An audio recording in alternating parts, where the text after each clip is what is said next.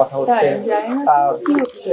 আবার এই আপনারা একটু বলেন না, আজকে আমার আপনাদের জন্য ফুল ফ্রি, কারণ আপনাদের এই সবুজ অঙ্গনে নতুন করে গুঞ্জন শুরু হয়েছে। আবারও কি মা হতে চলেছেন শবনম বুবলী? এমন প্রশ্ন উঠতেই সঙ্গে আরেকটি নাম চলে আসছে ভক্ত অনুরাগীদের মনে, সেটা হলো শাকিব খান।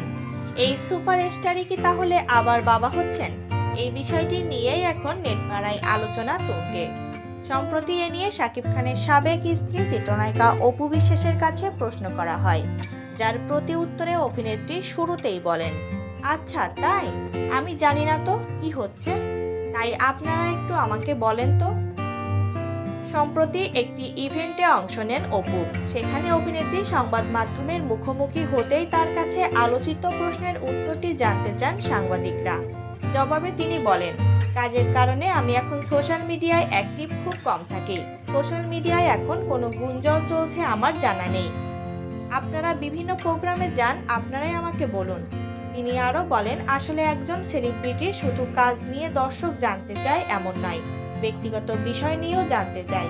তবে ভাগ্য বলেন আর কার্মা বলেন, আমি কারো ব্যক্তিগত বিষয় কিংবা কাউকে তীর মারতে পছন্দ করি না।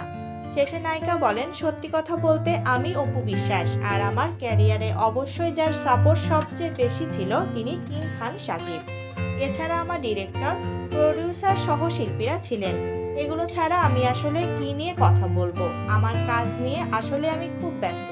উল্লেখ্য 2008 সালে ভালোবেসে শাকিব খানকে গোপনে বিয়ে করেন অপু বিশ্বাস।